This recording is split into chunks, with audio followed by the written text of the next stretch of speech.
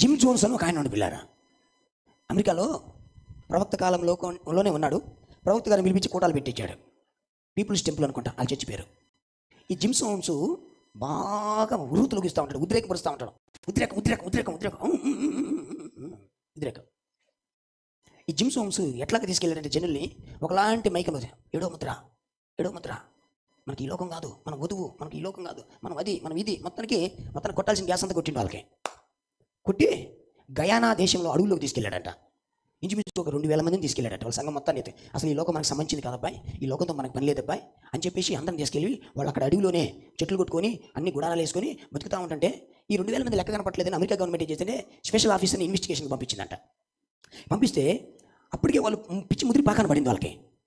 ఈ లోకం మంది కాదు కదా, ఈ లోకంలో మనం బతకడం కష్టం కదా, అందరూ మన మీద ఏకమైపోయి దాడి చేస్తారు. రాజకీయ శక్తి, మత శక్తి, దెయ్యపు శక్తి, 3 శక్తులు ఏకమైపోయాయి కదా. వాక్యం వాక్యం వాక్యమే చేసుకుపోయారు, లోపలికి చేసుకుపోయారు. అమెరికా ఆ ఇన్వెస్టిగేషన్ అధికారులు వస్తే వాళ్ళని రాసుకొని పోతుంటే వాళ్ళు అలా పోతుంటే జిమ్ జోన్స్ వాళ్ళు ఏం చేశారు, జిమ్ జోన్స్ ఏం చేశారు, టపా టపా టపా కాల్చి పడేశారు తుపాకీతో.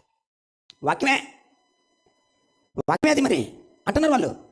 ఇక నుంచి పెద్ద ఫోర్స్ చేయలోగా వాళ్ళందరూ ఏం చేశారు తెలుసా, తలా కొద్దిగా ఇండియన్ తాగండి రానట, పురుగుల మందు తాగండి అన్నట. మనం ఈ లోకంలో బతకలేము, మనల్ని చేసుకోవడానికి పాపిస్టులు వస్తున్నారు అని చెప్తే పాపం ఏమండి తాగిన వాళ్ళు తాగారు, విషయం తాగిన వాళ్ళు తాగారు. మొత్తానికి 1200 మంది ఎంత సంఖ్య పిల్లలు మొత్తం చచ్చిపోయారు, 2000 మంది చచ్చిపోయారు పిల్లలు.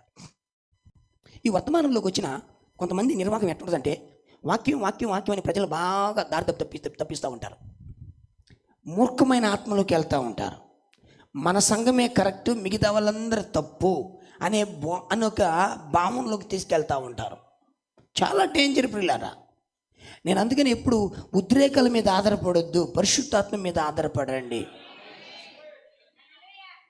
దేవునికి స్తోత్రం కలుగును గాక. నీకు నువ్వే ఆత్మీయ స్థానంలో ఉన్నతమైన వాడివి అని నువ్వు అనుకోవద్దు.